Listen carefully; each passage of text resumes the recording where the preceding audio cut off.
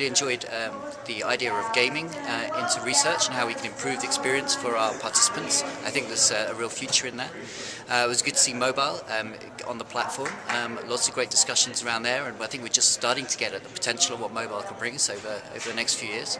And some great things around how we're blending samples and doing new things and creative things in the access space, which I really think underpins the future of our industry.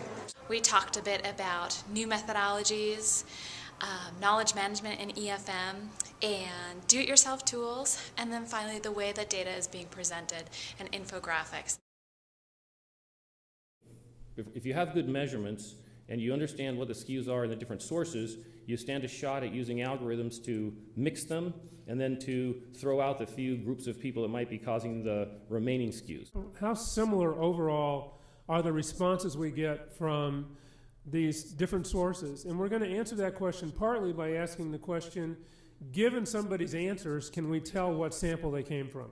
Take about 7,000 people, run them through 4 different top validation techniques, including Verity, True Sample, Ideology, and LexisNexis. And we wanted to see what the difference was when you validated people across those. Which types of people might you remove, which remained, what would be the impact on resulting data. We ran people through an attitudinal and behavioral survey on the back end of it. So we kind of looked at 2 things. We looked at the sampling frame changes, plus what the resulting data would be.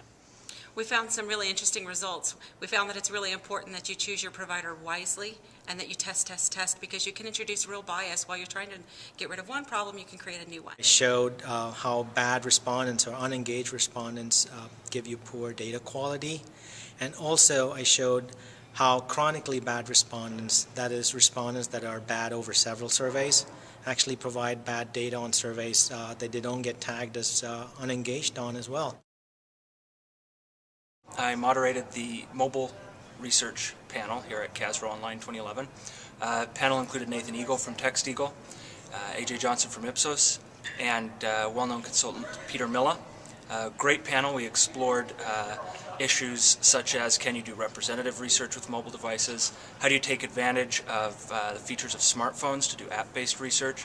And then explored the issues of security, privacy, and permissioning that are salient to researchers reaching out to respondents on mobile devices. We presented the case for mobile research, and also suggested a framework for how you might go about evaluating how you could take your company to be mobile enabled.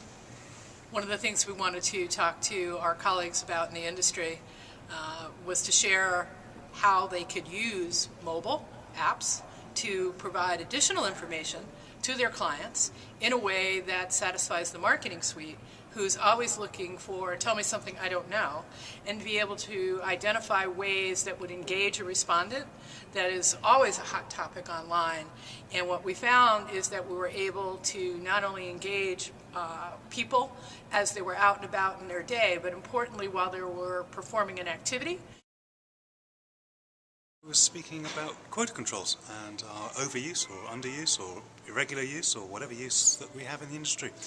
The basic premise, and it is with a lot of things that I talk about, is that we need to understand better why it is we do the things that we do. And that by understanding what it is that we do, we're in a better position to speak to our clients, to maintain our position as scientists in the market research industry, and to keep the industry going.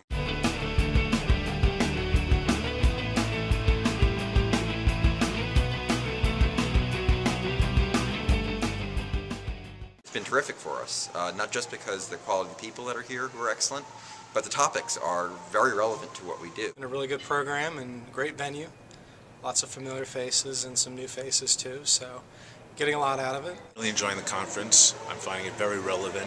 Good sessions about data, whether in the sampling, whether it's traditional panels versus river. So it's just a lot of good information at this year's conference, and definitely well attended. Worth the investment from the education and the networking and everything. It really is the full deal. We're happy to always be a part of CASRO.